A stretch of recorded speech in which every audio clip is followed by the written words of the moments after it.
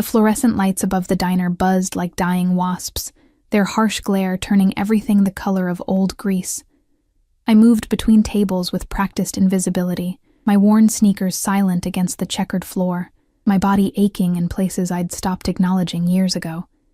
The smell of burnt coffee and day-old fryer oil had seeped so deep into my skin that I wondered if I'd ever smell clean again. "Refill," grunted the man at table 7, not looking up from his phone. I poured without meeting his eyes. That was the trick. Be present enough to anticipate needs, absent enough that they forgot you were human. 5 years at Mel's Diner had taught me that much. 5 years of double shifts and thin tips, of managers who looked through me and customers who looked past me. I was 26 and invisible. The dinner rush had finally thinned when Sharon, the night manager, cornered me by the coffee station. Her lipstick had bled into the fine lines around her mouth, making her look older than her 40-something years. "Emily, we need to talk." My stomach dropped. I knew that tone.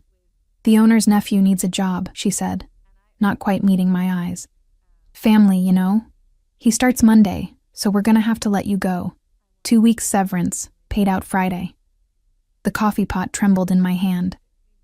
"Sharon, I've been here 5 years. I've never missed a shift, never been late. It's not personal, sweetie, just business." She patted my shoulder with the same sympathy someone might show a stray dog before closing the door in its face. "You understand." I understood perfectly. I'd always understood. Understanding was what invisible people did best. The changing room smelled like cheap body spray and disappointment. I shoved my apron into my locker, my hands shaking as reality crashed over me. Rent was due in 10 days.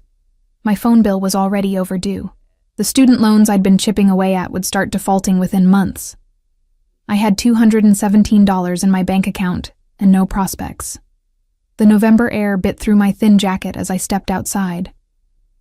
The city stretched before me, all glittering lights and locked doors. Beautiful and indifferent as a postcard, I stood there breathing condensation into the darkness, wondering how I'd become so forgettable that 5 years of my life could be erased with a pat on the shoulder. My phone buzzed. A text from my roommate. "Landlord came by, raising rent $400. Need to talk." I laughed, sharp and bitter. Of course. Of course the universe wasn't done with me yet. My feet carried me downtown without conscious direction, past the restaurant district where people who mattered ate food I couldn't afford. Through my reflection in darkened windows, I could see what they saw. Mousy brown hair pulled into a perpetual ponytail, clothes that hung loose from skipped meals, eyes that had learned not to expect much, plain, forgettable, disposable. I ended up at Harlow's, an upscale lounge I'd walked past 1,000 times but never entered. The kind of place where the doorman's suit probably cost more than my monthly rent. Tonight, though, something drew me toward its golden glow, maybe desperation. Maybe the reckless energy of having nothing left to lose. The doorman's eyes skated over me with practiced dismissal, but before he could speak, the door opened. A couple emerged in a cloud of expensive perfume and cigar smoke, and I slipped through behind them like a shadow. Inside, the air shifted, thick with wealth and whispered secrets. Crystal chandeliers cast prisms across mahogany walls. The crowd wore their privilege like armor, laughing with the easy confidence of people who'd never worried about rent. A jazz quartet played something low and sultry in the corner, each note worth more than my hourly wage. I shouldn't have been there. My jeans and diner-stained shirt screamed imposter, but I was already inside, and something stubborn had taken root in my chest. For just 10 minutes, I wanted to exist somewhere beautiful, somewhere that didn't smell like failure. The bar stretched along the back wall, all polished brass and infinite bottles of liquor I couldn't name. I approached slowly, hyper-aware of my cheap shoes on the expensive floor, of the bartender's appraising glance that calculated my net worth in seconds. "Just water, please," I said quietly. His eyebrow lifted, but he poured without comment. The glass was heavy, crystal that caught the light like captured stars. I held it like it might dissolve, proof of my unworthiness. That's when I felt it. The shift in the room's energy, like barometric pressure dropping before a storm. Conversations didn't stop exactly, but they hushed, modulated. People's postures changed subtly, shoulders drawing back, spines straightening. I turned, drawn by the collective gravity of attention being paid to something, someone, of consequence. 3 men entered through a private entrance I hadn't noticed. The 2 in front moved like violence barely leashed, their eyes scanning the room with professional paranoia. Dark suits that accommodated shoulder holsters, hands that had broken things. But it was the man between them who stole the oxygen from my lungs. He moved like power incarnate, like gravity bent around him instead of the reverse. His suit was charcoal perfection, so precisely tailored it seemed painted on. Dark hair swept back from a face that could have been carved from marble, sharp cheekbones, a jaw that looked capable of delivering verdicts, but it was his eyes that paralyzed me when they swept the room, dark, calculating, infinite as a starless sky. This was not a man who asked for things. This was a man who took. The crowd parted without him saying a word. The best booth in the house, the one with views of both entrances and no windows at its back, was suddenly, miraculously empty. He slid into it with the fluid grace of a predator settling into position, and one of his guards melted into the shadows while the other stood sentinel 3 feet away, hands folded, watching everything. I realized I'd been staring. Worse, I'd been frozen in place, water glass clutched in my white-knuckled grip, gawking like a tourist who'd never seen wealth before. The bartender appeared at my elbow. "You need to move along," he said quietly. "Now." Now. Something in his voice left no room for negotiation. "Before someone notices you're here." Shame burned hot in my cheeks. Of course. Even in my moment of rebellion, I was being reminded of my place. I set the glass down carefully, turned toward the door, my invisibility cloak settling back around my shoulders where it belonged. That's when it happened. My elbow caught the edge of a passing server's tray. Time slowed, crystalline and cruel, as I watched a bottle of wine, probably worth more than my security deposit, arc through the air in a perfect damning parabola. It shattered against the floor with a sound like breaking promises, red liquid spreading across white marble like accusatory blood. The jazz quartet faltered, conversation ceased, every eye in the room turned toward me, and I was no longer invisible. I was catastrophically, irrevocably seen. "I'm so sorry," I breathed, dropping to my knees, my hands uselessly trying to gather glass shards that only cut into my palms. Blood mixed with wine, pink and pathetic. "I'm so sorry. I'll pay for it. Miss." The server's voice was tight with controlled fury. "Don't touch that. Security will escort you out." 2 men materialized, their hands already reaching for my arms, and I knew with absolute certainty that this was it. This was the moment that would define the rest of my downward spiral. They'd press charges. I couldn't afford a lawyer. This would follow me, make me even more unemployable than I already was. But the hands never touched me. "Leave her." The voice came from across the room, quiet as a knife through silk. Not loud. It didn't need to be loud. It was the kind of voice that had never been ignored, that expected immediate obedience and received it. The security guards froze. The entire lounge held its collective breath. I looked up from my bleeding hands and wine-soaked knees and found myself trapped in the gaze of the man from the booth. He was watching me with an intensity that felt physical, like being pinned beneath a microscope. His expression revealed nothing. No anger, no pity, no amusement. Just an absolute, unwavering focus that made my skin prickle with primitive warning. "Bring her here," he said. "Mr. Constantine, she's just—" The manager had appeared from nowhere, wringing his hands. Did I stutter? 3 words, barely above a whisper, and the manager went pale. The guards released me. The room seemed to tilt on its axis. This couldn't be happening. Men like him didn't notice women like me except as obstacles to be removed. Yet his guard was already moving toward me, one massive hand extending in what might have been politeness or threat. With men like that, it was impossible to tell the difference. "Come," he said simply. I looked at the door, looked at my bleeding hands, looked at the wine spreading across expensive marble like my life draining away. And then, because I had no other choice, because saying no to a man who commanded rooms with his silence seemed more dangerous than whatever waited at that booth, I stood on trembling legs and walked toward my fate. Each step felt like crossing into foreign territory. The crowd parted, but now their attention felt different. Not dismissive, but speculative, calculating. Who was I, that Constantine had called me over? What value did I possess that they'd failed to see? Nothing, I wanted to tell them. I'm nobody. You had it right the first time, but then I was standing before his table, and up close, the danger radiating from him was even more pronounced. He smelled like expensive cologne and something darker underneath, gun oil maybe, or the particular tang of power that came from making people disappear. His guard moved me into the seat across from him with a hand on my shoulder that felt like a promise and a threat. Up close, his face was a study in controlled violence. A small scar bisected his left eyebrow. His knuckles bore the faint white marks of old fights. But his hands, resting on the table between us, were perfectly manicured, his cufflinks platinum and understated. A man who broke bones with the same hands that signed death warrants.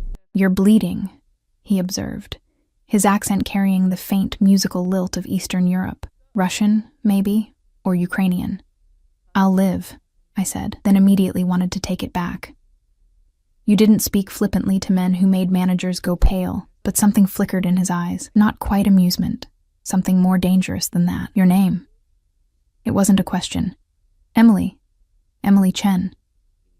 "Emily." He said it like he was testing the weight of it, seeing how it felt in his mouth. "You work at Mel's Diner on 4th Street. My blood turned to ice water. How did he know that? "Not anymore," I heard myself say. "Got fired 2 hours ago." His head tilted fractionally, the gesture somehow predatory. "And so you came here, to Harlow's, to drink water you couldn't afford and feel sorry for yourself." The cruelty of his accuracy stole my breath. But there was something in his eyes, not pity, but recognition. Like he understood the particular flavor of desperation that drove people to beautiful places they didn't belong. "I should go," I said, starting to rise. "Sit." One word, gentle as a bullet. I sat. He studied me in silence that stretched like taffy, uncomfortable and endless. I could feel his guards watching, could sense the room's attention still fixed on our table like a spotlight I couldn't escape. My hands throbbed where glass had cut them, and somewhere in the back of my mind, I wondered if I was dreaming, if I'd passed out from stress, and this was some fever dream my breaking mind had conjured. "You have a gift," he said finally. I blinked. "What?" "Your voice, when you apologized." He leaned forward slightly, and I caught the full force of his attention like standing too close to a fire. Desperation, sincerity, perfect pitch. "You made every person in this room believe you would do anything to fix what you'd broken. I need someone who can do that." His eyes never left mine. Someone who can walk into a room and make people believe she's harmless, forgettable, desperate. Someone they'll underestimate. Understanding crashed over me like cold water. "You want me to spy for you. I want you to survive." He sat back, his expression unreadable. "You have 10 days before you're evicted. Student loans defaulting. No job, no prospects, no family who will help you." He paused, letting the completeness of his knowledge sink in like a slow poison. "I'm offering you a choice you didn't have an hour ago. And if I say no," the corner of his mouth lifted in something that wasn't quite a smile, "then you walk out that door and we never speak again.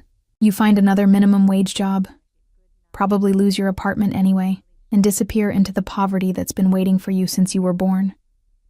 He leaned forward again, and this time there was something almost gentle in his voice. "Or you take my hand and never be invisible again." My heart hammered against my ribs. Every survival instinct I possessed screamed at me to run. This man was danger incarnate. Whatever he wanted me for would be illegal, immoral, probably deadly. I'd seen enough crime shows to know how this story ended, used up and discarded, or worse. But I looked down at my bleeding hands, thought about the $217 that was all that stood between me and homelessness, about Sharon's pitying smile, and the doorman's dismissive eyes and 5 years of my life erased like they'd never mattered. I thought about being invisible, and then I looked up into Constantine's dark, infinite eyes, and heard myself whisper the words that would change everything. "What do you need me to do?" His smile was slow, satisfied, and absolutely terrifying. "Good girl," he said softly. "Now let me tell you about the man who destroyed my family." The guard drove me home in a black Mercedes that smelled like leather and barely contained violence. Constantine hadn't come. Men like him didn't deliver desperate waitresses to run down apartments in questionable neighborhoods. Instead, he'd given me a burner phone, an address for tomorrow, and instructions delivered in that quiet voice that expected obedience. 9 a.m., don't be late, bring nothing. Now I sat in my cramped bedroom, the burner phone heavy as a grenade on my nightstand, and tried to process what I'd agreed to. The cuts on my palms had stopped bleeding, but they throbbed with each heartbeat, a steady reminder that this wasn't a dream. This was real. I'd made a deal with a man whose last name alone had made the lounge manager go pale. Konstantin Volkov. I'd Googled him the moment I got home. The results were sparse, carefully curated. A few society page mentions: philanthropist, restaurateur, import-export magnate. The kind of legitimate business ventures that looked clean on paper, but the absence of information was more telling than its presence. Nobody worked that hard to appear boring, unless they were hiding something catastrophic. I'd found one photograph, Constantine at a charity gala, devastating in a tuxedo, a blonde socialite on his arm, but it was his eyes that arrested me. Cold and calculating even in formal wear, scanning the crowd like a predator cataloging prey. What had I done? My roommate Jenna knocked softly before opening the door. She worked nights at a hospital, perpetually exhausted, perpetually broke like me. "Em? You okay? I heard you come in." "Fine," I lied. "Just a weird night." She studied me with nurse's eyes that missed nothing. "Your hands are bandaged. Broke a glass at work. Before they fired me." The words tasted bitter. "Shit, Em. I'm sorry." She sat on the edge of my bed, her scrubs rustling. "About the rent increase, too. I've been picking up extra shifts, but—" "Don't worry about it," I heard myself say. "I have something lined up. A job. Good money." Her eyebrows lifted. "Already? What kind of job?" What kind indeed? Administrative work for a businessman. He needs someone who can handle confidential matters. It wasn't technically a lie. Constantine had said he needed someone forgettable to attend meetings, remember conversations, report back what she heard. "My eyes and ears in rooms I can't enter," he'd said. "My ghost at tables where wolves make deals." Jenna squeezed my shoulder. "That's great. Really." I was worried. She stood, yawning. "I need to sleep before my shift, but Em, be careful, okay? If something feels wrong, I will." Another lie, smooth as silk. After she left, I lay in darkness and replayed Constantine's story. He'd kept me at that booth for an hour, his voice low and hypnotic as he painted a picture of betrayal and blood. "Viktor Morozov," he'd said, the name emerging like poison. 5 years ago, he worked for my father. Trusted, valued, family. His jaw had tightened almost imperceptibly. He stole $40 million from our accounts, but worse, he provided information to rivals. Names, locations, schedules. 7 men died because of what he sold. I'd watched his face as he spoke, seeing the carefully controlled rage beneath his marble exterior. "Your father was one of the 7. 3 words, flat and final. Understanding had settled over me then. This wasn't business. This was blood. Victor disappeared," Constantine had continued. "Went underground with enough money to buy new identities, new lives. We've spent 5 years looking." His eyes had locked onto mine. 2 months ago, we found him. He's living in Chicago under the name Victor Morrison. Respectable businessman, real estate developer, engaged to a senator's daughter. "And you want me to?" "He's hosting a charity auction next week. Private, exclusive. The kind of event where rich people congratulate themselves for tax-deductible compassion." His lips had curved in something cruel. "He's looking for an assistant, someone to help coordinate his philanthropic ventures, someone harmless and desperate and grateful for the opportunity." The trap had been elegant in its simplicity. I would apply, get hired, gain access to his office, his computer, his secrets. Find evidence of the money he'd stolen, the people he'd destroyed. Become Constantine's weapon, disguised as a harmless girl who'd never mattered to anyone. And when you have what you need, I'd asked, then justice is served, and you walk away with $50,000 and a clean slate. $50,000, enough to pay off my loans, get a real apartment, maybe even go back to school, enough to stop being invisible. I'd looked into his eyes and known, with absolute certainty, that justice in Constantine's world didn't look like courtrooms and due process. It looked like shallow graves and closed caskets. I'm not a killer, I'd said quietly. I'm not asking you to be. He'd leaned back, his expression unreadable. I have people for that. I'm asking you to be what you've always been. Invisible, forgettable, beneath notice. The difference is this time, someone will be watching. Someone will see you. And God help me. That had been the hook. Not the money, though I needed it desperately, but the promise that I would matter to someone. That my existence would have weight and purpose beyond carrying coffee to people who didn't see me. Now, lying in darkness, I wondered if that made me irredeemable, if wanting to be seen was justification enough for what I was about to do. The burner phone buzzed. A text from an unknown number. Sleep well, Emily. Tomorrow you become someone new. I didn't sleep. I watched the ceiling and thought about choices and consequences, about invisible girls and the dangerous men who finally noticed them. The address Constantine had given me led to a townhouse in the Gold Coast, the kind of neighborhood where even the air tasted expensive. The guard from last night, I'd learned his name was Dmitri, met me at the door, his face impassive as carved stone. Miss Chen, come.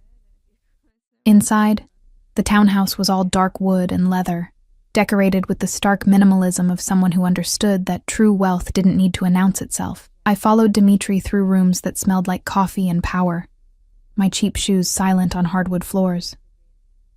Constantine waited in what appeared to be a study, standing before floor-to-ceiling windows that overlooked the city. He wore dark slacks and a black shirt, no jacket, the sleeves rolled to his elbows. Even dressed down, he radiated that same dangerous authority. He turned as I entered, and I felt the weight of his attention like a physical thing. Emily, good. You're on time. He gestured to a chair. Sit. We have work to do. The next 3 hours were a crash course in calculated deception. Constantine produced a laptop and pulled up Victor's website, Morrison Development, all glass towers and corporate responsibility statements. Victor himself smiled from the About page, silver-haired and distinguished, wearing respectability like an expensive suit. He's changed, I observed. Had work done. Extensively. Cheek implants, nose job, chin augmentation, different hair color, colored contacts. But underneath, Constantine's finger traced Victor's jaw on the screen. Same man. Same monster. He pulled up the job posting. Executive assistant needed for philanthropic ventures. The requirements were suspiciously vague, the pay surprisingly generous. A trap disguised as opportunity, which was ironic, considering I was walking into a different trap entirely. You'll apply using this resume. Constantine handed me papers. Sarah Mitchell. Recent graduate, eager, naive. You worked in hospitality. True enough. References all check out. You created a whole identity. I create what I need. He studied me, head tilted. We'll need to work on your appearance. You're too forgettable as you are. The words stung, even though they were true. I thought forgettable was the point. Forgettable. Not invisible. Victor needs to notice you enough to hire you, trust you enough to let you close. Then you fade into the background. He circled me slowly, assessing. Better clothes. Your hair down, properly styled. Makeup. Enough polish to suggest competence without threatening his ego. He made a call, speaking rapid Russian. Within minutes, a woman arrived. Irina. Silver-haired and elegant, who looked at me with the critical eye of a sculptor facing raw marble. Come, she said, her accent thicker than Constantine's. We make you beautiful. The transformation took hours. Irina led me to a bedroom suite I hadn't known existed, where racks of clothing waited like soldiers. She stripped away my diner-stained identity piece by piece, replacing it with silk and cashmere and perfectly tailored wool. You hide, she said, not unkindly, as she worked. Behind bad clothes, bad posture, no more. Now you stand straight. You look people in eyes. You smile like you have secrets. She taught me how to move differently, shoulders back, chin up, steps that conveyed quiet confidence instead of apologetic invisibility. How to shake hands firmly, make eye contact, speak with the kind of measured assurance that suggested competence. My hair, released from its eternal ponytail, fell in waves past my shoulders. Irina trimmed and shaped it, added subtle highlights that caught the light. Makeup followed, not obvious, but transformative. My eyes, always my best feature, became luminous. My cheekbones appeared from nowhere. The pale, tired waitress disappeared, replaced by someone who looked almost elegant. When she finally let me see myself in the mirror, I didn't recognize the woman staring back. "Better," Constantine said from the doorway, making me jump. How long had he been watching? Much better. He moved into the room, and Irina melted away like smoke.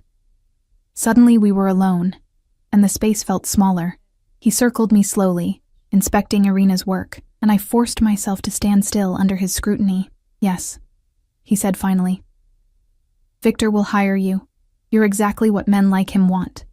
Pretty enough to look at, professional enough to trust, seemingly harmless enough to ignore." He stopped in front of me, close enough that I could smell his cologne. "Do you understand what you're walking into, Emily?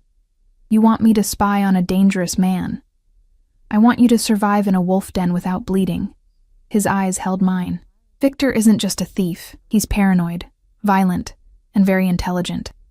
If he suspects you for even a moment, you won't make it out. Then why risk me? Why not send someone trained? Because trained people smell like predators. They carry themselves differently, watch differently. Victor would spot them immediately." He reached out, and I flinched before I could stop myself. His hand froze, then continued its path, adjusting the collar of my new blouse with impersonal precision. "But you? You're prey. It's written in every instinct you have. He'll never suspect prey of hunting him." The words should have insulted me. Instead, they felt like truth, cold and sharp and impossible to argue. "I need to know something," I said quietly. "When this is over, when you have what you need, will you kill him?" Constantine's expression didn't change. "Does it matter?" "Yes." "Why?" "Because I need to know what I'm really agreeing to. I need to know if I'm helping to execute someone." He studied me for a long moment, and something shifted in his eyes, not softening exactly, but acknowledging. "Victor murdered 7 men. He destroyed families, orphaned children. He's living in luxury built on blood money while my father is in the ground." His voice remained quiet, controlled. "What would you call that, if not an execution already?" "The law." "The law?" Now his smile was sharp as broken glass. "The law is for people with clean money and expensive lawyers. Victor has both. He'll never see the inside of a courtroom, let alone a cell." He stepped closer, and I felt pinned by the intensity of his focus. "I'm offering you a choice, Emily. Help me or walk away. But don't stand here and pretend the world is fair. You know better.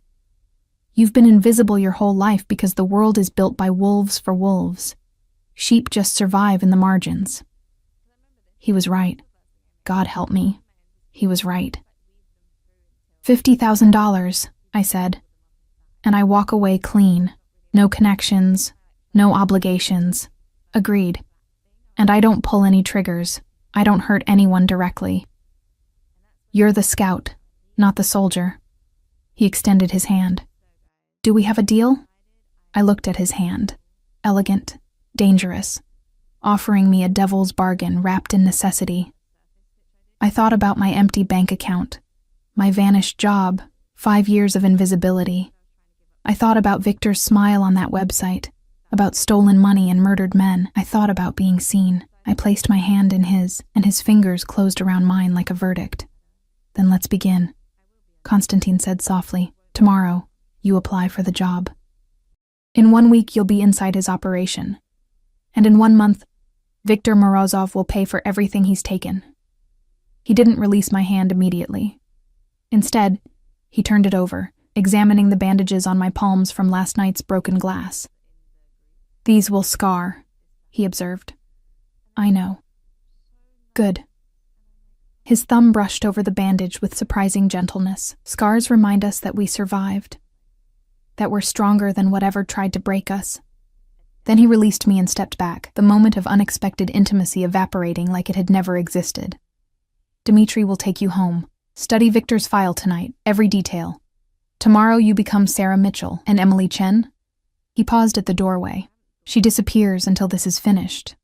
No contact with anyone who knew her. Complete isolation. For how long?" "However long it takes." His eyes met mine one final time. "Welcome to my world, Emily. Try not to drown." After he left, I stood in that expensive bedroom wearing clothes that cost more than I used to make in a month, and wondered if I'd just made the best or worst decision of my life. The reflection in the mirror looked like a stranger. Someone confident. Someone who mattered. Someone who'd just agreed to dance with wolves. The interview was scheduled for Thursday afternoon at Victor's downtown office. I spent 3 days preparing, memorizing every detail of Sarah Mitchell's fabricated life until I could recite it in my sleep. Where she went to college, her favorite restaurant, the name of her childhood dog. Constantine had been thorough. The identity was airtight, backed by real documents and traceable history. "Lie close to the truth," he'd instructed during one of our preparation sessions. "Your hospitality experience is real. Your desperation is real. Your need to please, to be useful. That's all real. You're not playing a character. You're just editing your history." Now I stood outside Morrison Development, wearing a tailored navy dress that Irina had selected, my hair styled in soft waves that made me look professional but approachable. My hands had stopped shaking an hour ago. The bandages were gone, leaving thin red lines across my palms that I'd covered with concealer. The building was glass and steel, aggressively modern. Inside, the lobby sparkled with the kind of cleanliness that required constant maintenance. I gave my name, Sarah Mitchell, to the receptionist, who smiled with practiced warmth and directed me to the 14th floor. The elevator ride felt eternal. I counted my breaths, centered myself the way Constantine had taught me. "Fear is useful," he'd said. "It keeps you sharp. But panic makes you sloppy. Control the fear. Make it your weapon." The doors opened onto an office suite that screamed new money trying to look like old money. Dark wood, leather furniture, abstract art that was probably expensive but felt soulless. Another receptionist, older this time, looked up from her computer. "Sarah Mitchell?" "Yes." "Mr. Morrison will see you shortly. Please, have a seat." I sat, crossed my ankles the way Irina had taught me, and waited. From here I could see into the main office through glass walls. Victor Morrison now, sat behind an enormous desk, talking on the phone. Even from a distance, I could see what Constantine meant. The man had been rebuilt from scratch. Distinguished silver hair, warm smile, expensive suit. He looked like someone's beloved grandfather, not a murderer who'd stolen $40 million. The man who'd killed Constantine's father. My stomach twisted, but I kept my face neutral. "Prey," I reminded myself. "Your prey. Harmless and grateful and beneath notice." "Miss Mitchell?" The older receptionist, her nameplate said Margaret, stood. "Mr. Morrison will see you now." I followed her into the office, and Victor rose with the kind of practiced charm that came from years of manipulation. Up close I could see the subtle signs of surgery. Skin pulled too tight at the temples, a jawline that didn't quite match the age in his hands. But his smile was warm, his eyes kind. Wolves dressed like sheep, that's what made them dangerous. "Sarah, wonderful to meet you." His handshake was firm, his voice carrying just a hint of Eastern European accent beneath American smoothness. "Please, sit. Can Margaret get you anything? Coffee? Water? Water would be lovely, thank you." As Margaret left, Victor settled back into his chair, studying me with the same assessing look I'd seen on Constantine's face. But where Constantine's gaze felt like being catalogued, Victor's felt like being measured for usefulness. "Your resume is impressive," he said, tapping the papers before him. "Hospitality management, excellent references. Though I notice you left your last position rather suddenly. The first test. I'd prepared for this. The owner's nephew needed a job, family politics. I allowed a hint of bitterness to color my voice. 5 years of loyal service, and I was let go with 2 weeks severance. That must have been difficult. It was a wake-up call. I'd been comfortable, and comfort makes you complacent. This opportunity, working in philanthropy, making a real difference. It's exactly the fresh start I need. Victor smiled, and I saw the predator beneath the grandfather mask. He liked my answer, liked the combination of professional disappointment and eager gratitude. I was exactly what he'd been looking for. Someone skilled enough to be useful, desperate enough to be loyal. Tell me, Sarah, what do you know about Morrison Development? I'd memorized the website, every press release, every carefully crafted piece of his new identity. You focus on urban renewal projects, with strong community partnerships. Last year, you developed 3 mixed-income housing complexes, and you're currently working on converting the old Riverside Warehouse District. You also established the Morrison Foundation, which provides scholarships for underprivileged youth. You've done your homework, due diligence. If I'm going to represent your foundation, I want to understand your vision. And what do you think that vision is? Another test. I met his eyes, channeled every ounce of earnest sincerity I possessed. Redemption through action, building something meaningful, giving back to communities that have been overlooked. I paused, let vulnerability show. I think we all want to believe our lives can mean something more than just surviving. Something flickered in Victor's eyes. Satisfaction, maybe, or recognition. He'd built his entire new identity on the concept of redemption. A man who'd reinvented himself, left behind whatever shadowy past he'd had, now devoted to doing good. The narrative was perfect, because everyone wanted to believe in second chances. You're hired, he said simply. I blinked, genuinely surprised. Just like that? I've interviewed 7 candidates. You're the first who looked me in the eye and saw what this work actually means. He stood, extending his hand again. $60,000 a year, full benefits starting Monday. Margaret will handle the paperwork. Welcome to the team, Sarah. As I shook his hand, I felt the trap close around both of us. He thought he was hiring a desperate girl who'd be grateful and loyal. He had no idea he'd just invited a wolf spy into his den. The burner phone rang the moment I was 3 blocks from Victor's building. Constantine's voice, calm and controlled. Well? I got the job. Start Monday. Silence then. Good. Come to the townhouse. Now. Dimitri was waiting with the Mercedes. The drive took 20 minutes, each one winding my nerves tighter. I'd succeeded in the first step, but that only meant the real danger was about to begin. Constantine waited in the study, and this time he wasn't alone. A man stood beside him, tall, lean, with cold eyes and the same predatory stillness as Dimitri. This was someone who'd killed before, I realized. Probably recently. Emily, this is Alexei. Constantine gestured. He'll be your shadow. You won't see him, but he'll be close. If anything goes wrong, he extracts you. Nothing will go wrong, I said, more confidently than I felt. Something always goes wrong. Constantine moved to the windows, looking out over the city. Victor survived this long by being paranoid. He trusts no one completely. You'll need to earn his confidence slowly, carefully. One mistake, one inconsistency, and he'll start digging into Sarah Mitchell's background. The background is solid. You said so. It is. But if he looks too closely, if he's motivated enough, even the best cover can crack. He turned back to face me. How did he seem? I thought about Victor's warm smile, his kind eyes, the way he'd talked about redemption and second chances, like someone who's very good at believing his own lies. Constantine's mouth curved slightly. Accurate. He's convinced himself he's a different man now, that his past is buried and irrelevant. That's his weakness. He wants so badly to be Victor Morrison that he's forgotten Victor Morozov's survival instincts. What exactly am I looking for? Financial records. Communications with anyone from his old life. Evidence of where he hid the money he stole. Constantine pulled out his phone, tapped the screen, and handed it to me. These are the accounts we know he accessed. If you can find transactions, transfers, anything that connects Victor Morrison to Victor Morozov, we have him. I studied the screen, a series of numbers and dates that meant nothing to me. I'm not a forensic accountant. You don't need to be. Just copy whatever you find to this. He handed me a small USB drive, innocuous as a keychain. Plug it in, it does the rest, 30 seconds, and it's done. The drive felt heavy in my palm, and if I get caught, you won't. But something in his eyes said otherwise.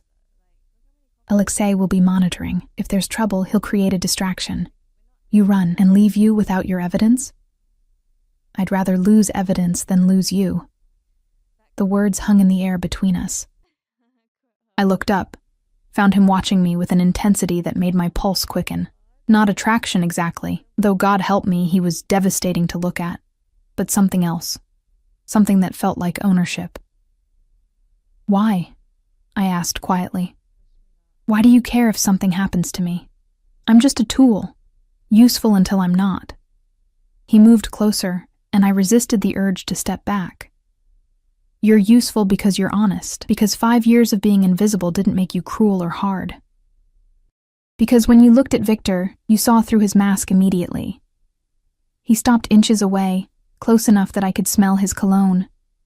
Most people see what they want to see. You see what's real. That's rare. That's valuable. That's not an answer.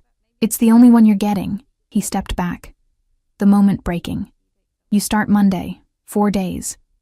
Memorize the account numbers. Practice your cover story. Sleep as much as you can. Once you're inside, we go dark. No contact unless absolutely necessary. Victor will be watching you closely the first few weeks, learning your patterns. You can't give him any reason to doubt. The next 4 days passed in a strange fugue state. I moved back to my apartment, but it felt like visiting someone else's life. Jenna was working constantly, barely home. I'd told her the administrative job had fallen through, but I'd found something better. Executive assistant to a philanthropist. She'd been happy for me, too tired to ask questions. I spent my time studying Victor's files, memorizing the details of his new life. Constantine had compiled an impressive dossier. Every public appearance, every business deal, every person in Victor's orbit. I learned about his fiancée, Senator Whitmore's daughter Caroline, blonde and beautiful and from old money. I learned about his business partners, his competitors, his schedule. But more than that, I learned about Victor Morozov, the man he'd been before the surgery, before the new name. Constantine had photos, grainy surveillance shots showing a harder face, crueler eyes. Victor at 25, already rising in the Volkov organization. Victor at 30, Constantine's father's right hand. Victor at 32, days before he stole $40 million and vanished. He was like a son to my father, Constantine had said, his voice empty of emotion. My father trusted him with everything. Secrets, money, family. And Victor sold it all. I studied the photos until I could see past Victor's reconstructed face to the monster underneath. Until I understood why Constantine's eyes went cold and distant when he said the name. This wasn't just business. This was betrayal of the deepest kind. Sunday night, I stood in my bedroom laying out my clothes for tomorrow. First day at Morrison Development. First day inside the wolf's den. The burner phone buzzed. A text from an unknown number. Remember, your prey. Let him think he's the predator. And Emily? Don't trust anything he says. Victor is a world-class liar, I typed back. So are you.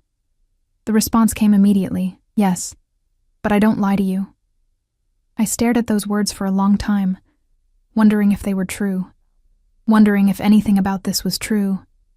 Or if I was just another pawn in a game between two predators. But in the morning, I dressed in Sarah Mitchell's clothes, styled my hair the way Irina had taught me, and became someone new, someone useful, someone seen. Even if the eyes watching me belonged to wolves. Morrison Development's office was already buzzing when I arrived Monday morning. Margaret greeted me warmly, walking me through a maze of cubicles to a small office near Victor's. You'll be working closely with Mr. Morrison, she explained.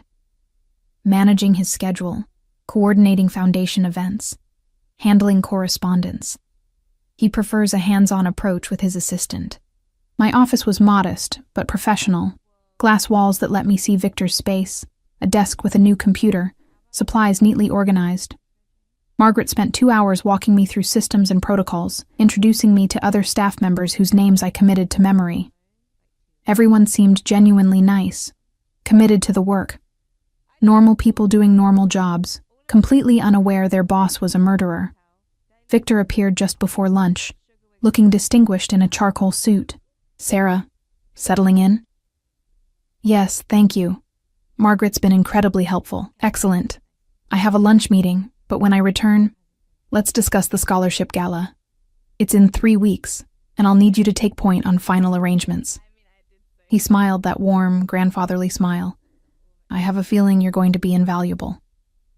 After he left, I sat at my desk and breathed. The first day was about establishing presence, learning routines, becoming part of the landscape. Victor needed to get used to seeing me here, trusting that I belonged. The office itself was an open floor plan, deliberately transparent, I realized. Hard to have private conversations when everyone could see everyone else. Victor's office had glass walls on 3 sides. Only his private bathroom and a small conference room offered any privacy. That would be a problem. I spent the afternoon organizing files, familiarizing myself with donor lists and event schedules. On the surface, everything looked legitimate. Morrison Development really did build housing for low-income families. The foundation really did provide scholarships. Victor had built an empire of good works, each one another brick in the wall that separated him from his past. But somewhere in this building was evidence of that past. Account numbers, communications, something that connected Victor Morrison to Victor Morozov, something that would bring Konstantin's vengeance down on his head. I just had to find it without dying in the process. At 5 p.m., Victor stopped by my desk. "First day surviving?" "More than surviving. I love it already." "Good. Tomorrow we'll dive deeper into the gala planning. For tonight, go home. Rest. You've earned it." He hesitated, then added, "Sarah, I'm glad you're here. I think you're exactly what this organization needs." As I watched him walk away, I wondered if he said the same thing to everyone he was about to destroy. Outside, dusk was falling. I walked 3 blocks before the black Mercedes appeared, Dmitri at the wheel. He didn't speak, just drove me to the townhouse where Konstantin waited. "Tell me everything," he said the moment I entered. So I did. Every detail, every conversation, every observation about the office layout and security. Konstantin listened with absolute focus, occasionally asking questions, his mind clearly cataloging everything for future use. "You did well," he said finally. Victor trusts easily in the beginning. It's later, when he starts to care, that he becomes dangerous. When he starts to care, Victor bonds with his assistants, treats them like family. It's part of his redemption fantasy, surrounding himself with people he can trust, can protect. He'll start confiding in you, sharing his worries, asking your opinion. Konstantin's eyes met mine. That's when you'll have access, when he thinks of you as an ally, not an employee. How long? 2, maybe 3 weeks, then we make our move. He stood, poured 2 glasses of whiskey from a crystal decanter and handed me one. "To the first day of your new life." I took the glass, our fingers brushing. "You mean Sarah Mitchell's life?" "No," his gaze held mine. "I mean Emily Chen's, the woman who finally stopped being invisible." We drank, and I tasted smoke and peat and the particular flavor of deals made with devils. Outside the windows, the city glittered like broken glass, beautiful and sharp and full of hidden edges. 2 weeks passed in a careful dance of deception. I became Sarah Mitchell so thoroughly that Emily Chen felt like a distant memory, a ghost I'd left behind. Every morning, I arrived at Morrison Development by 8:30, coffee in hand, smile ready. Every evening, I reported to Konstantin, documenting each conversation, each observation, each tiny crack in Victor's armor. And there were cracks. Victor was exactly as Konstantin had predicted, warm, paternal, gradually drawing me into his confidence. He started asking my opinion on donor strategies, trusting me with passwords to scheduling systems, leaving me alone in his office while he took calls. The scholarship gala was in 1 week, and I'd coordinated every detail, proving myself indispensable. "You're a godsend, Sarah," he'd said that morning, genuine warmth in his voice. I don't know how I managed before you arrived." The words had twisted something in my chest. Because underneath the monster who'd murdered 7 men, there was a human being who seemed to genuinely believe in the work he was doing, who looked at scholarship recipients with real pride, who talked about giving people second chances like he actually meant it. It made hating him complicated. "You're getting soft," Constantine observed that evening. We sat in his study, as had become routine, reviewing the day's intelligence. "I can see it in your face when you talk about him." "I'm not soft. I'm just saying he's not entirely evil." Constantine's voice went cold.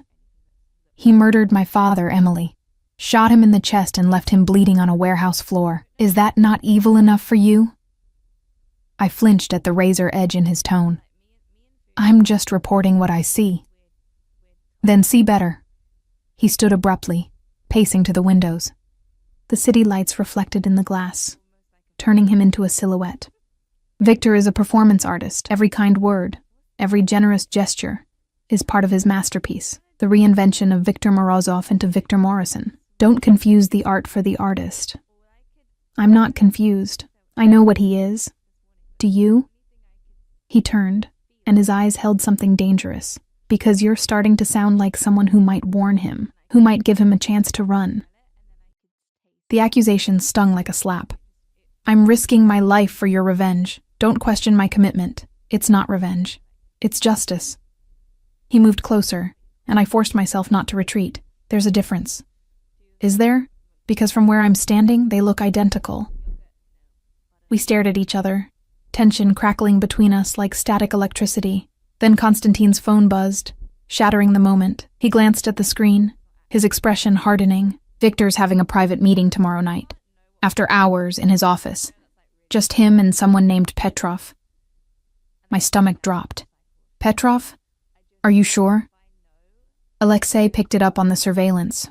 "Why?" "Because Petrov is Victor's accountant, the one who handles his personal finances, separate from the business." I'd seen the name in Victor's private contacts, flagged it as potentially significant. If they're meeting after hours, then they're discussing something they don't want on record. Constantine's eyes gleamed. "This is it, Emily. This is your chance. Whatever files Victor shows Petrov, whatever they discuss, that's where the evidence will be. I can't exactly sit in on their meeting." "No, but you can stay late. Say you're catching up on gala preparations." Victor's office has a conference room attached. The only room with solid walls, remember? If he takes Petrov there, you won't hear anything. But his computer will be unattended. He pulled out the USB drive I'd been carrying for 2 weeks. 30 seconds. That's all you need. My hands went cold. If he comes back, he won't. The conference room door doesn't have a window. Once they're inside, they're committed to privacy. You'll have time.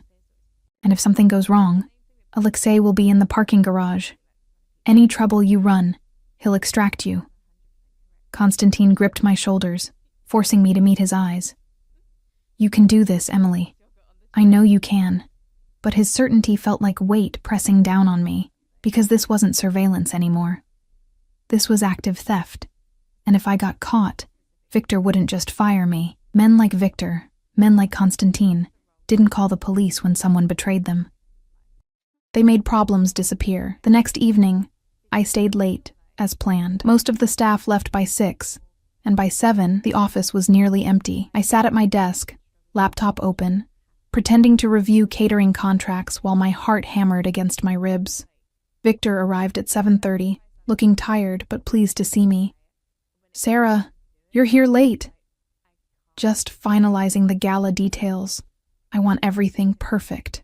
I smiled, channeling Sarah Mitchell's eager professionalism. "You know me, a bit of a perfectionist. That's why you're so valuable." He checked his watch. "I have a meeting in a few minutes. Shouldn't take long. You'll be all right?" "Of course. I'll probably head out soon myself." Petrov arrived 10 minutes later, a nervous man in his 50s, carrying a leather briefcase like it contained nuclear codes. Victor greeted him with careful warmth, and I watched from my peripheral vision as they disappeared into the conference room, the door closing with a solid click. I waited exactly 90 seconds. Then I stood, smoothed my dress, and walked to Victor's office on legs that felt like water. The space felt different, empty, larger, colder, full of shadows. His computer sat on the desk, logged in, the screen showing a spreadsheet I didn't understand. My hands shook as I pulled out the USB drive, and for a moment, I just stood there, frozen by the magnitude of what I was about to do. This was the point of no return. Once I plugged in that drive, once I stole Victor's secrets, I became what Constantine needed me to be. A weapon. A tool of vengeance. There would be no going back to invisibility, no pretending I was just an innocent girl caught in circumstances beyond her control. I thought about Constantine's father, bleeding on a warehouse floor. About 7 men dead because Victor had sold them out. About $40 million and all the lives it had destroyed. I thought about being seen. I plugged in the drive. The software activated immediately. A small progress bar appearing on the screen. 15 seconds. 20. I counted each heartbeat, each breath. My eyes locked on that conference room door. 25 seconds. The bar crept toward completion with agonizing slowness. 30 seconds. The drive beeped softly. Done. I yanked it out, shoved it in my pocket, and turned toward my desk. The conference room door opened. Time crystallized. Victor stood in the doorway, looking directly at me, his expression unreadable. Behind him I could see Petrov gathering papers. Victor's eyes flicked to his computer, then back to me. Sarah. His voice was carefully neutral. I thought you'd left. Just grabbing my phone. I held it up, hoping he couldn't see my hands trembling, left it charging at my desk. I see. He studied me for a long moment, and I felt his suspicion like a physical weight. Then he smiled, but it didn't reach his eyes. Drive safe. It's late. You too, Mr. Morrison. Have a good evening. I walked out of that office with measured steps, fighting every instinct that screamed at me to run, through the empty cubicles, to the elevator, down to the parking garage where Dmitri waited in the Mercedes, engine already running. I climbed in, and he drove. Neither of us spoke. We didn't need to. He'd been watching the surveillance feed. He knew how close that had been. Constantine was waiting at the townhouse, Alexei beside him. The moment I walked in, Constantine knew. He saw you. He saw me leaving his office. I don't know if he suspects anything. Give me the drive.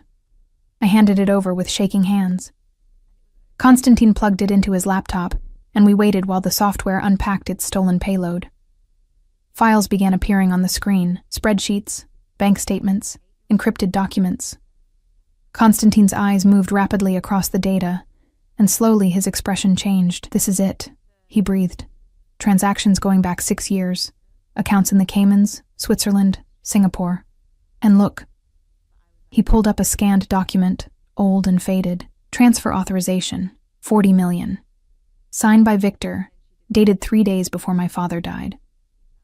The evidence was damning, conclusive. Victor Morozov was Victor Morrison, and every dollar he'd built his new life on was stained with blood. So what happens now? I asked. Constantine saved the files. Back them up, his movements precise.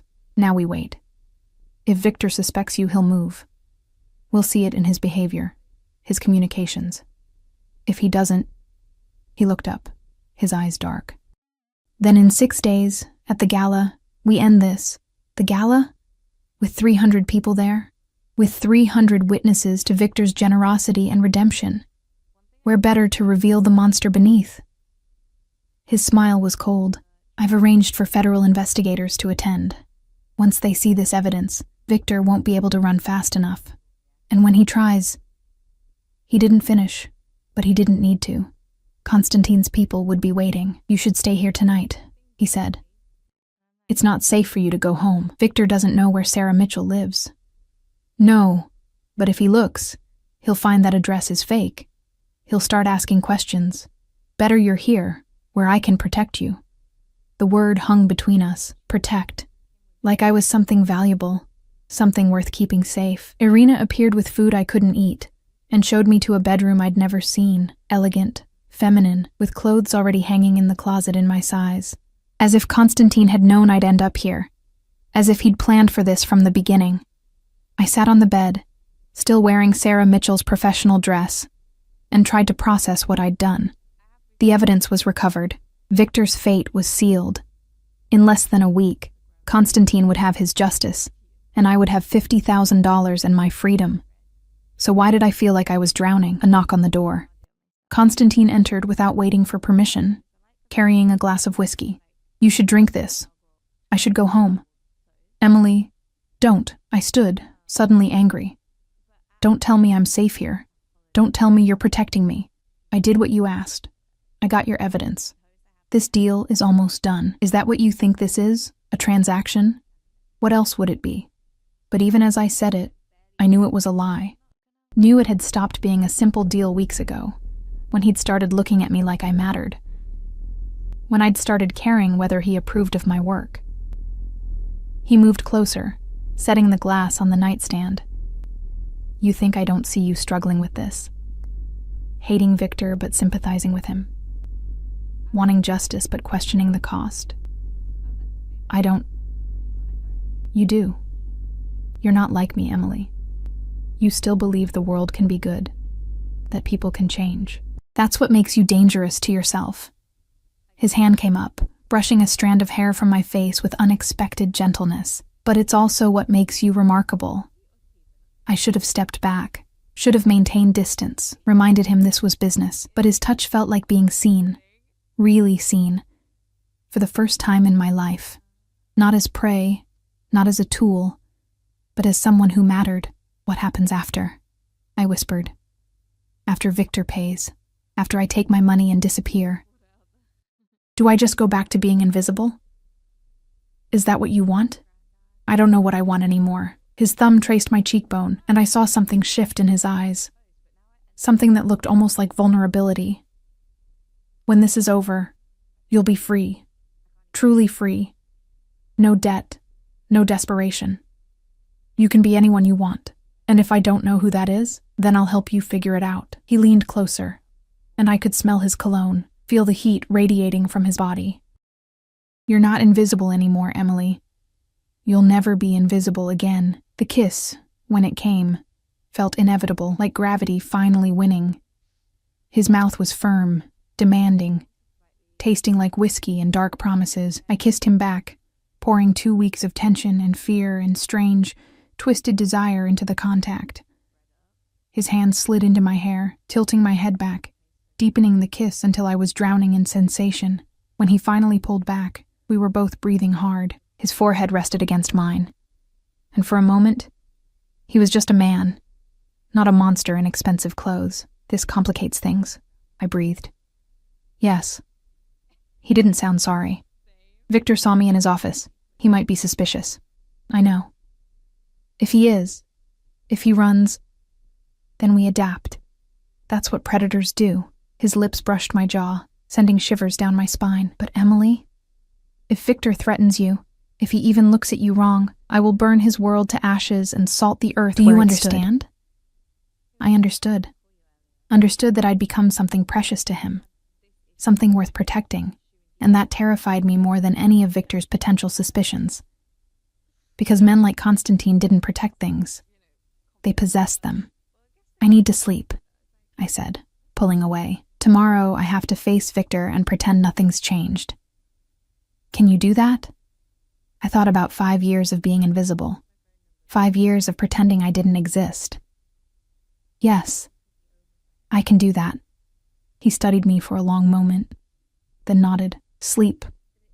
I'll be down the hall if you need me. After he left, I sat on the bed and touched my lips where he'd kissed me. This was supposed to be simple. Help Constantine. Get paid. Walk away. But nothing about this was simple anymore. I'd fallen into bed with a wolf, and the terrifying part was how much I'd wanted to. The next morning, I returned to Morrison Development, wearing fresh clothes from Irina's mysterious wardrobe and a mask of professional calm. Victor was already in his office when I arrived, and his eyes tracked me as I settled at my desk. Sarah. Good morning. Good morning, Mr. Morrison. Late night last night. I hope the drive home was safe. Perfectly safe, thank you. I met his eyes, channeling every ounce of innocent sincerity I possessed. Did your meeting go well? Very well. But something in his expression had changed. a calculation that hadn't been there before. Actually, I wanted to discuss something with you. Do you have a moment? My blood went cold, but I smiled. Of course. He gestured me into his office, closed the door, the first time he'd ever done that, and indicated I should sit. The chair felt like an electric chair. Victor settled across from me, his posture relaxed, his eyes sharp. You've been with us almost 3 weeks now, he said. And you've been exceptional, truly. The gala is going to be flawless because of your work. Thank you. That means a lot. Which is why I'm confused. He leaned forward slightly. I had an interesting call this morning, from my security company. Apparently there was unusual activity on my computer last night. Files accessed, data transferred to an external device. Around the time you were here, the room tilted. I forced myself to breathe, to think. I don't understand. I wasn't anywhere near your computer. No? Because the timestamp says 8:47 p.m., and the security cameras show you in my office at 8:46. He knew. God help me. He knew. I was getting my phone, I said, hearing the tremor in my voice and hating it. From my desk. I didn't touch your computer. Victor studied me, and I saw the exact moment his suspicion crystallized into certainty. Saw the warm grandfather mask slip, revealing the predator beneath. Who sent you, Sarah? His voice went soft, dangerous. Or should I call you by your real name? The world narrowed to Victor's cold eyes and the sound of my heart hammering. Every instinct screamed at me to run, but I was trapped. His office door closed, his body blocking the exit, and somewhere in this building, probably his guards already moving into position. I don't know what you're talking about, I said, but my voice shook. Don't insult me. Victor stood slowly, and suddenly the distinguished philanthropist disappeared entirely. This was Viktor Morozov, the man who'd betrayed an entire organization, who'd killed 7 men to cover his tracks. I've survived this long by trusting my instincts, and every instinct I have is screaming that you're not who you claim to be. My mind raced. The panic button. Konstantin had given me a panic button, sewn into the lining of my jacket. One press, and Alexei would come. But Victor was between me and the door, and I'd never reach it in time. Sarah Mitchell, Victor continued, pulling out his phone. Recent graduate, excellent references, except I had someone dig deeper this morning. Your references? All traceable to shell companies. Your university records? Perfect. But only going back 5 years, like someone created them retroactively. He showed me the screen, photos of me. Not as Sarah, but as Emily. At Mel's diner, serving coffee, invisible and anonymous. Emily Chen, fired from a diner 3 weeks ago, disappeared the same night. And then Sarah Mitchell appeared, with a resume perfectly tailored to what I needed. Ice flooded my veins. Victor. So I'll ask you again. He moved closer, and I saw the monster Konstantin had described. Who sent you? What do they want? My hand found the panic button through the fabric of my jacket. I pressed it once, hard, praying Alexei was monitoring. I needed a job, I said, buying time. I lied on my resume because I was desperate. That's all. I'm not. Don't. His hand shot out, gripping my wrist hard enough to bruise. I know a spy when I see one. The question is whether you're law enforcement or something worse. The door burst open, but it wasn't Alexei. It was Dmitri, Konstantin's guard, moving with lethal grace. Victor barely had time to turn before Dmitri's fist connected with his jaw, sending him sprawling.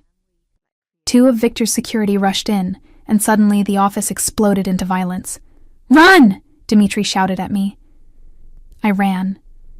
Through the office, past shocked staff members, toward the stairwell because the elevators would be too slow. Behind me, I heard shouting, the sounds of fighting. My heels caught on the stairs and I kicked them off, taking the steps 2 at a time in bare feet, 14 floors between me and escape. 8 floors down, heavy footsteps echoed above me. Victor's men, pursuing. I pushed harder, lungs burning, muscles screaming. 4 floors. 2. The lobby doors burst open and I stumbled through, nearly colliding with Margaret, who screamed. Sarah, what's happening? No time to answer. The black Mercedes was already there, Alexei at the wheel, passenger door open. I dove inside and he accelerated before I'd even closed it, tires squealing. "Dmitri," I gasped. "We'll handle it. Put this on." He tossed me a bulletproof vest. "What? Why would I?" The rear window exploded. Glass rained over me as Alexei swerved violently. In the side mirror, I saw a black SUV pursuing us, someone leaning out the window with a gun. This wasn't corporate security. This was Victor's real muscle, the men who'd helped him disappear 5 years ago, who'd protected him ever since. "Get down," Alexei barked. I crouched as low as I could, the vest heavy and awkward. More gunshots, the sharp crack of bullets hitting metal. Alexei drove like a man possessed, weaving through traffic, running lights. My phone buzzed, Konstantin calling. "Are you hurt?" His voice was tight with controlled fury. "No." Victor knew. He figured it out. "Alexei is..." Another gunshot cut me off. "Where are you?" "Heading west on Madison. They're right behind us. I'm sending backup. Stay on the line. Emily, listen to me. You're going to be fine. Do you hear me? You're going to be fine." But his voice sounded like a lie, because we were racing through downtown Chicago with armed men shooting at us. And fine seemed like a concept from another universe. Alexei made a sharp turn into an underground parking garage, killed the lights, and accelerated into the darkness. The SUV followed, but Alexei knew every inch of this city. He navigated through tight spaces, between concrete pillars, emerged on a different street entirely. "Lost them," he said grimly. "For now." 20 minutes of evasive driving later, we pulled into a warehouse district I didn't recognize. The building looked abandoned, but when Alexei punched in a code, a garage door rolled open, revealing a sophisticated operations center inside. Armed men materialized from shadows, and there, in the center of it all, stood Konstantin. He reached my door before I could open it, pulled me out, and before I could speak, he was checking me for injuries with hands that shook almost imperceptibly. "You're bleeding." "Glass. It's nothing. It's not nothing." His voice cracked slightly. "Victor tried to kill you. He tried to question me. His men tried to kill me. There's a difference. Not to me." He cupped my face, and I saw something raw in his eyes, fear. "If anything had happened to you, but it didn't. I'm here. I'm alive." I grabbed his wrists, grounding both of us. "Konstantin, Victor knows. The gala, your plan. It's all compromised." "I know."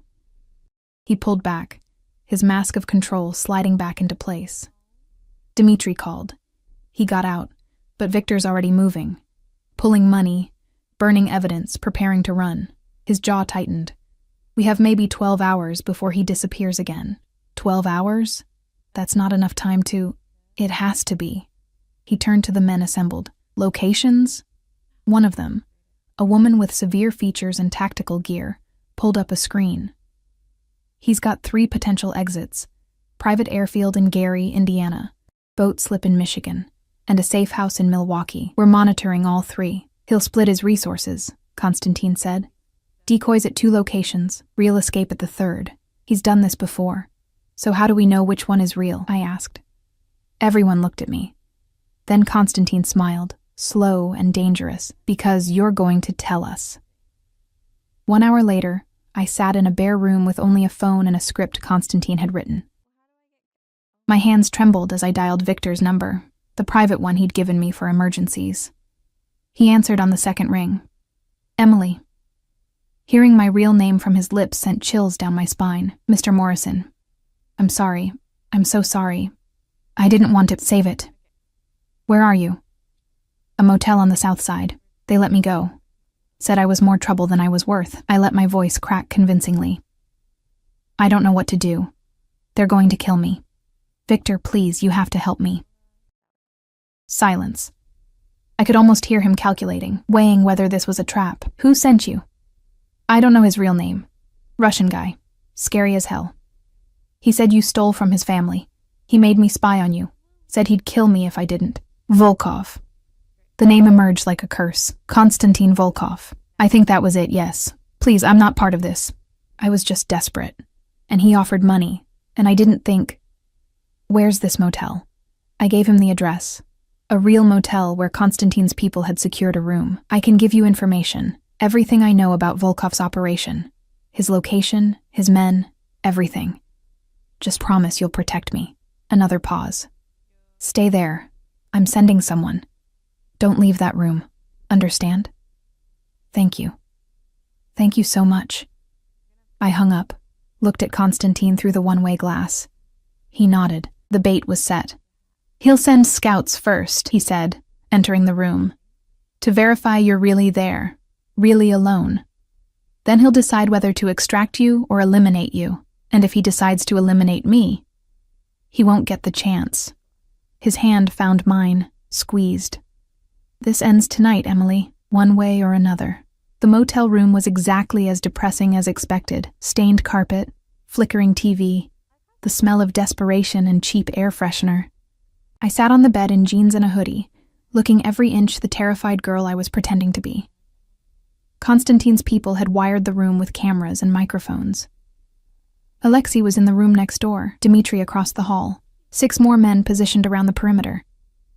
I wasn't actually bait. I was the trap's trigger. 2 hours crawled by.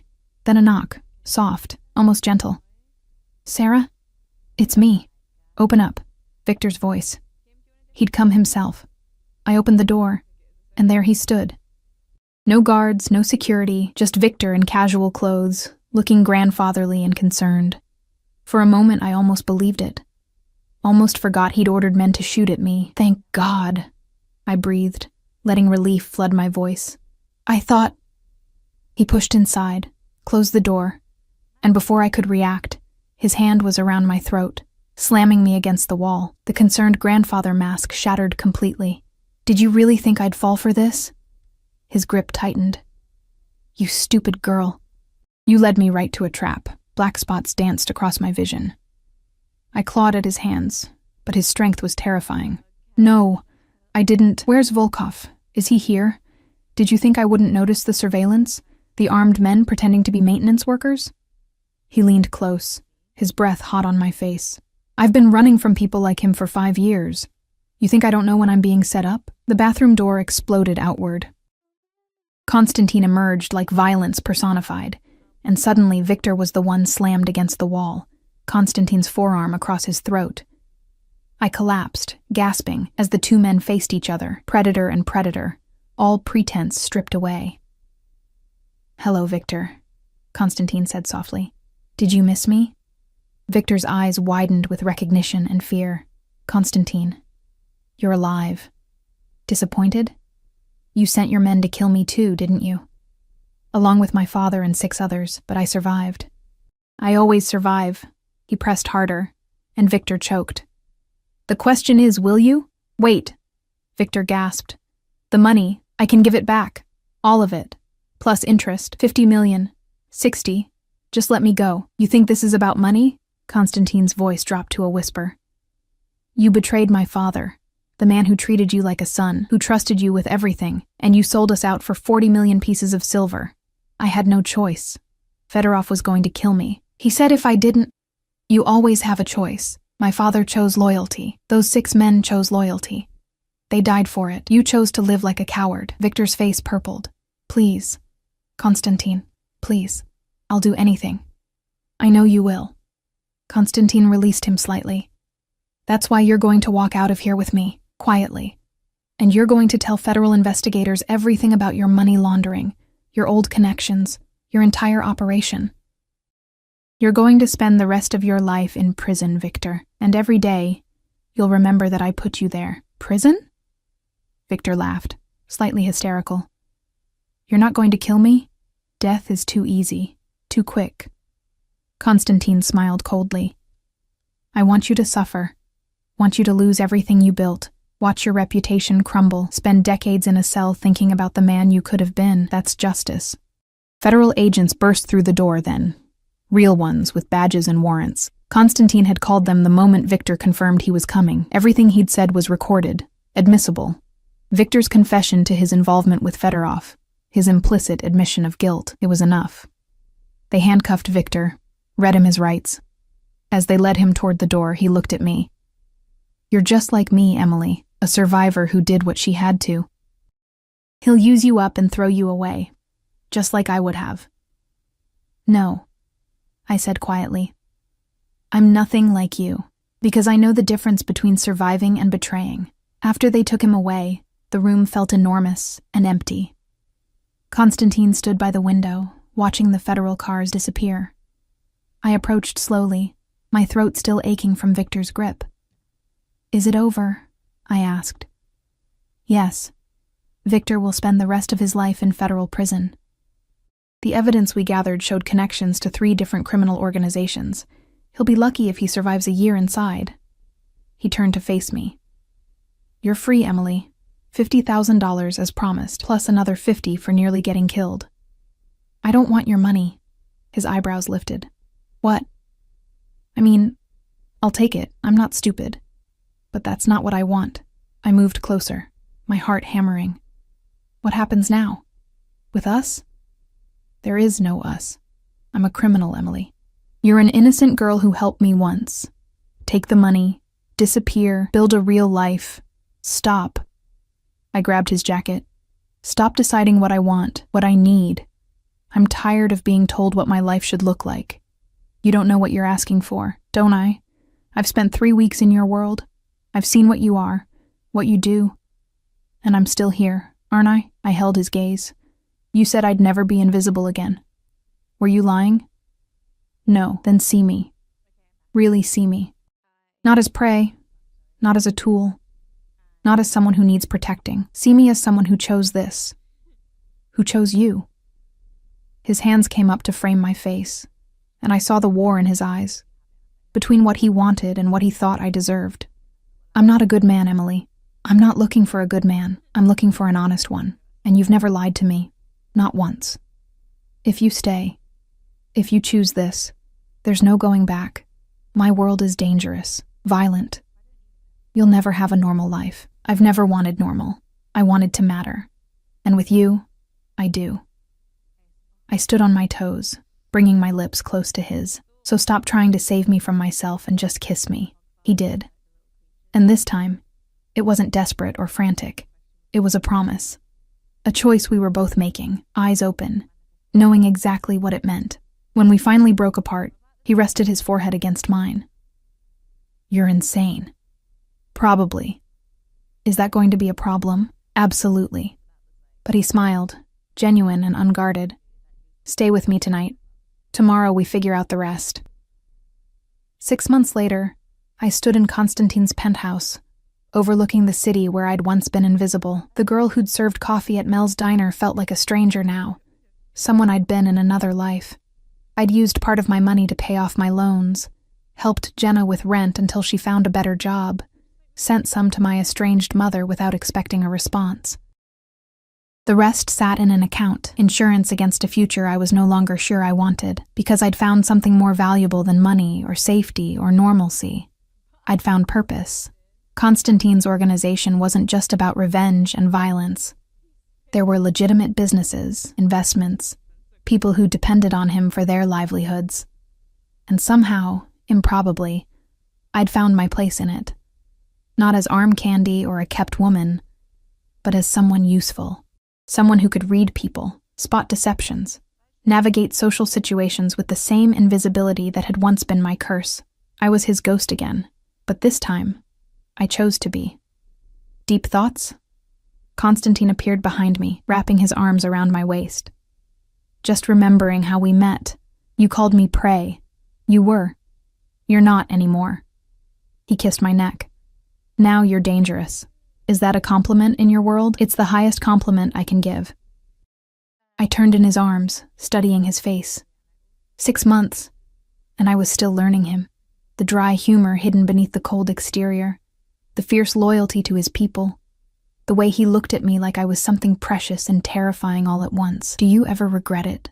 I asked. Not killing Victor when you had the chance? No, prison is worse for men like him. Death would have been mercy. His thumb traced my cheekbone. Do you? Regret helping me? I thought about Emily Chen, invisible waitress.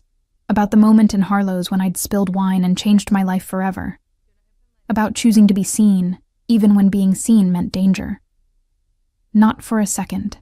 Good. He kissed me softly. Because I have another job for you. High-stakes negotiation, possibly dangerous, definitely illegal. When do we start? Tomorrow. Tonight I just want you.